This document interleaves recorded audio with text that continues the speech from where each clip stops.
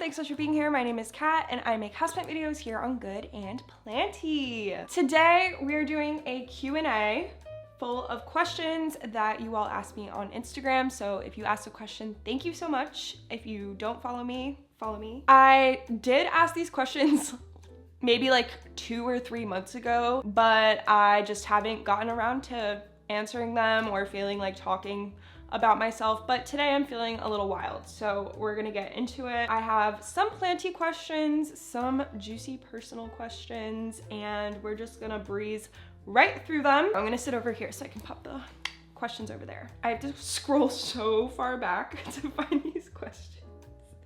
I'm sorry.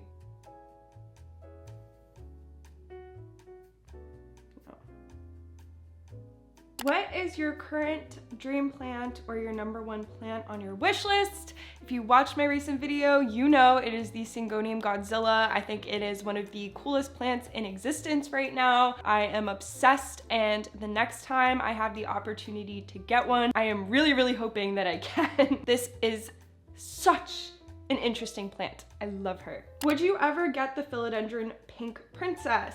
No, I kind of stand by that. A lot of philodendron with that growth structure, like the philodendron silver sword, the philodendron painted lady. I have realized I am just not a huge fan of the way they grow.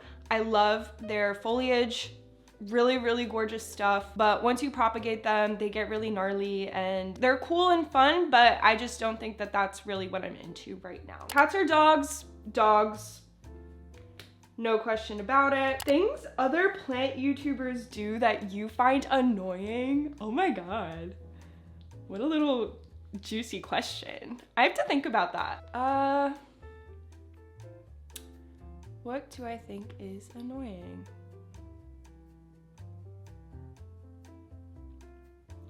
Okay, I think I have 2 little things. I will start this off by saying I have a massive amount of respect for any content creator, specifically in the houseplant genre, because I've gotten to know them at least a little bit. I really respect everyone that gets up on the internet and puts their heart into sharing information about houseplants. So I do absolutely have to give that disclaimer. This is a little bit of a generic answer, but I really don't find anybody annoying or think that they do annoying things. I think the only thing that bugs me, I guess, is when I feel like someone isn't being authentic or genuine, but that's pretty much any content I watch. I don't really even have anyone in mind, so don't speculate. And that doesn't mean being private or not disclosing certain information. There is a huge difference between being a private person and keeping your personal life off of the internet and then just kind of putting on a front. Specifically within plants, I wouldn't say annoying, and I have done this myself a million times, but I think that we are slowly running through a lot of the same content topics. It's becoming really difficult to put out new ideas. There has been so many interesting ways to talk about houseplants come up, and I admire all of the other houseplant creators that continue to put out really captivating, informative, cool, and good content. But personally, I find it frustrating that it's really easy to fall into this content cycle, and that is a criticism on myself as well. A lot of the videos that do really well are list videos, us talking poorly about plants so you know what not to buy in our opinions. That content will do well and it will pay our bills. As generally speaking, as a collective, we're gonna, you know, go for that kind of content or whatever content does well for someone's channel. But it is very difficult to come up with creative houseplant content ideas. That annoys me. Maybe not so much about a specific creator, but about houseplant YouTube in general. And I think that's common across a lot of different niches. I'm sorry, it's a little bit of a cop-out answer. I'm not gonna call out anyone for doing something annoying. Nobody really particularly annoys me. I love all of the people I share this genre with, but those are some things that just frustrate me about probably content creation in general. What's my favorite go-to meal? Oh my gosh, I love a bowl. And I think that's so common for people my age right now, or honestly across, who doesn't love a bowl? If you're someone like me who can be lazy, loves to cook, and has like specific flavors, and is also like prone to, I don't know, depression, where you don't want to take care of yourself sometimes. Bowls are my favorite thing to make for myself. They are super easy. When I'm really down, I usually get like pre-cut veggies. I get rice that I just have to microwave. And is it the most delicious thing ever? No, but it sustains me and it's super easy. That's my personal little life hack. What's your rising and moon sign, since I already know you're a Scorpio? Okay, let me look up. I have the Pattern app. That's my astrology app of choice. And I always forget, and I'm sorry, I should know. Moon Libra, Sun Scorpio, rising Capricorn. Please let me know why I am the way that I am and why I'm a mess. How well have you adjusted to the single life and your new home? Do you have any travel plans for 2023? Fun question. I have adjusted to single life. It has been over a year now of being single, and I think I'm doing pretty well. There is a lot of ups and downs. A breakup is not easy. But I've kind of touched on this before, so I won't go super into it, but that sense of independence and accomplishing things you used to really rely on a partnership for, it really does build a sense of confidence, and I think I've learned a lot about myself, which is awesome because this is my first time being single in my adulthood, and I think it was really important for me. I absolutely love my apartment currently. My one complaint is that out there I don't have a lot of windows, which makes it really difficult for my houseplants. That's a huge struggle of mine right now. I'm very particular and picky, so there's definitely things I wish I did differently. But yeah, it's just been a really fun space to make my own, have my houseplants spread out a bit, and love it. For traveling, I would love to travel this year. I might be going to Istanbul for a wedding. That would be fire. But other than that, nothing really set in stone. And definitely I've realized an impulse traveler, so probably when I am least supposed to take a trip, I'll book something and then I'll vlog it for you. Okay, in the same vein, what's my dream place to travel to? The top thing I want to do, and I have wanted this ever since I was a little girl, I think actually accomplishing this trip would be so fulfilling for me. My dream is to see the Aurora Borealis.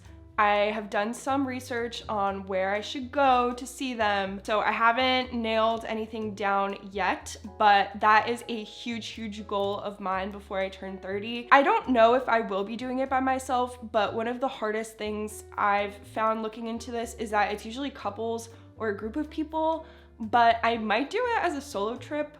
I don't know, but there's no resources for that I have found. Oh, I absolutely love this question. Any recommendations for learning more about plants, like books, websites, etc.? This was such an interesting, I'm still trying to figure out the best resources for it, because obviously I can sit here and say YouTube, otherwise you wouldn't be watching this video, but you know, there's a certain limit to YouTube content out there, and sometimes you want something a little bit more. So I will say this book, hold on.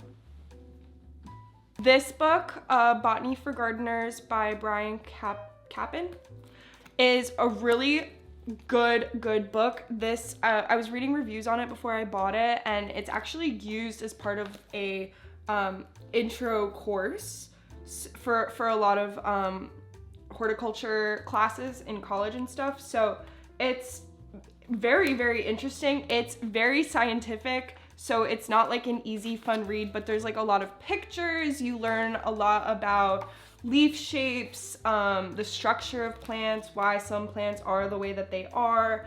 I've gotten about like halfway through, and it's a lot of information, and I haven't retained all of it as much as I would like.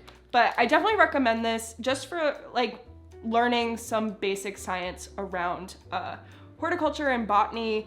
And it's literally catered to us. It's Botany for Gardeners, so it's on a need-to-know basis. Everything is broken down really well. What plant death were you the most sad about? touchy question. Syngonium radii, for sure. I was so excited to have that plant. It was doing pretty well for a while, but it didn't handle this move and my travels very well this last year, and I lost her, and it was one of the saddest houseplant losses for me. I was really, really upset about it, that having a plant be on your wish list for so long, then actually getting it, doing okay with it, and then just having it die. Like, I couldn't even rescue it. That's how dead it was at some point. That was some heartbreak. Favorite and least favorite things about yourself? That's funny. That's a funny question. Favorite thing. Okay, least favorite thing, that's easy. I am so passive. I'm so passive, and it is something that I used to think made me a good person, and then as I got older, I realized that a lot of the time me being passive didn't equate to me being particularly a good person. I was just kind of walking all over myself and trying to maintain a certain environment, manage people's emotions, and it wasn't really like helpful for me. My favorite thing about myself, I've been starting to love myself more, so I'll give myself that. I think that I do like that.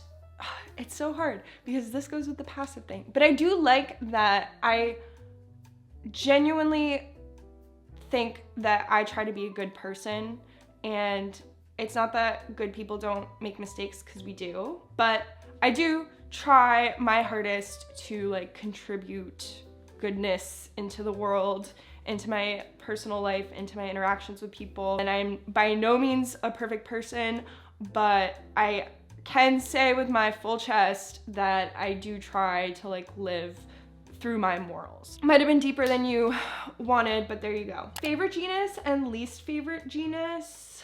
Favorite genus, Syngonium forever. I might not be able to take care of that many in this current apartment. They don't like the dry air and lack of light here, but I love them. My least favorite genus is probably, I'm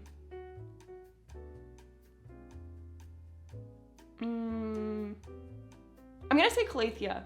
I think that they are gorgeous, but they really bring a lot of people down. They draw people in with their foliage, and then people who maybe don't know that much about plants are just starting to get into them. Or me, I've gotten Calathea too, and knowing that they're hard, they usually will die over something really stupid, and then you feel down about yourself, and some people don't even want to get into houseplants after that. So for that, I have a little beef with the Calathea genus, but they are very beautiful. Okay, I'll do one more question. What would you like to talk or vent about? Oh my God.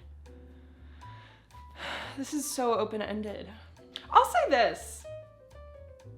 Boys, if someone doesn't want to flirt with you and they say that to you at a bar, just listen to them. Just listen to them. It's really not that hard to just walk away and pivot to somewhere else. I will say that. That's one thing I want to vent about. Not just from personal experience, but from across the board, knowing people, talking to them. Just please, if someone says they're not interested, they're just not interested. And I think that that is my final note. I've been venting about that a lot recently, so someone asked me to vent about something, that's what I'm gonna vent about. That's pretty much it for today's Q&A. Thank you all so much for watching. I am so sorry if I didn't answer your question. I can only talk so much about myself until I feel like we've all had enough. I appreciate everyone that did send in questions, and follow me on Instagram for future Q&A opportunities. And I will see you in my next video. Bye.